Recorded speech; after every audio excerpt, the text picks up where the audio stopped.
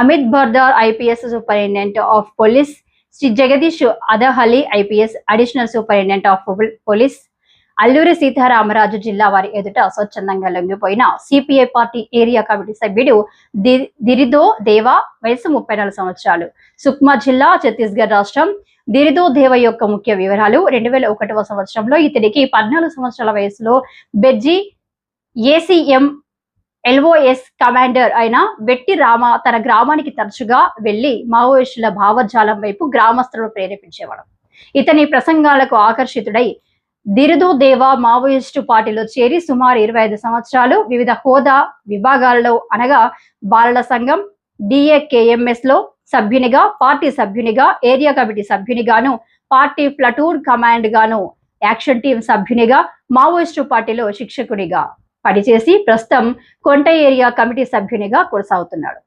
ఇతను ఐఈడీలు, భూ బయోట్రాప్లు తయారు చేయడంలోను, అమర్చడంలోను మావోయిస్టు పార్టీ గెరిల్లా యుద్ధంలో నిష్ణాతుడు. ఈ ఆపరేషన్ కదార్ ఎప్పటి నుండి మనకి సెంట్రల్ గవర్నమెంట్ తరఫున ఒక స్ట్రిక్ట్ యాక్షన్ స్టార్ట్ అయినప్పటి నుండి మీరు చూసిన చాలా మావోయిస్ట్ ఛత్తీస్గఢ్ నుండి పారిపోవడం జరుగుతుంది. అదేవిధంగా కొంతమంది పోయి సరెండర్ అవుతున్నాయి ఎక్కడైనా. ఈ క్రమంలో దిరిదో దేవా కూడా ఈరోజు మనకి సరెండర్ అవుతుంది. ముఖ్యమైన అతనికి పరిస్థితిని చూస్తే ముఖ్యమైన మనకి ఈ ఆపరేషన్ కగార్కి సక్సెస్ కూడా ఉంటుంది. అదేవిధంగా మన ఆంధ్రప్రదేశ్ పోలీస్ అండ్ ప్రభుత్వం తరఫున ఇచ్చిన ఈ సరెండర్ పాలసీ తరఫున హామీ, అదేవిధంగా దీంట్లో ప్రోగ్రెస్ అని చూపించడం, ఇవన్నీతో అతను ఎక్కువగా ఇన్ఫ్లుయెన్స్ అయ్యి మన దగ్గర సరెండర్ చేస్తారు. అదేవిధంగా అతని పర్సనల్ అండ్ ఫ్యామిలీ ఇష్యూస్ కూడా ఉన్నాయి.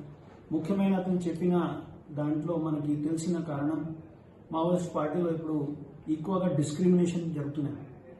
లోకల్స్తో సీనియర్ లీడర్షిప్ చాలా బాగా ఎక్కువగా డిస్క్రిమినేట్ చేస్తున్నాయి. కాబట్టి అతను పార్టీని వదిలేసి, చూడ్డానికి విషయం ముఖ్యమైన అదే ఉన్న అతను చిన్న ఫ్యామిలీ వాళ్ళు అప్పుడు వదిలేసిన తర్వాత మొత్తం ఊరు నుండి ఎవరు కూడా పార్టీలో జాయిన్ అవ్వలేదు. అతను సింగిల్ సొంత ఊరు నుండి జాయిన్ చేసేవాళ్ళు.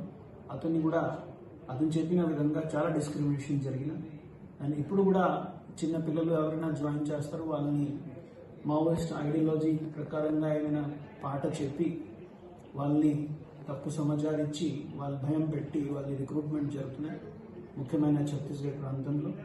సో అతను ఇవన్నీ చూసి ఇప్పుడు ఒక మెచ్యూర్ ఏజ్లో వచ్చిన ఇవన్నీ సమాచారం కొద్దిగా సరిగా అర్థం వస్తున్నాయి. సో మన దగ్గర వచ్చేసి సరెండర్ చేస్తున్నాం. అతను ఏసీఎం కార్డర్ ర్యాంక్లో ఇప్పుడు సరెండర్ అవుతున్నాయి. కాబట్టి నియర్లీ 5 to 6 lakhs అతని పైన క్యాష్ ఇవ్వడం అతనికి అది మన ప్రభుత్వంకి రాసి అతనికి ఏమైనా ఇంకా బెనిఫిట్స్ హౌస్ సైట్ సంబంధించి కదార్ ఎప్పటి నుండి మనకి సెంట్రల్ గవర్నమెంట్ తరఫున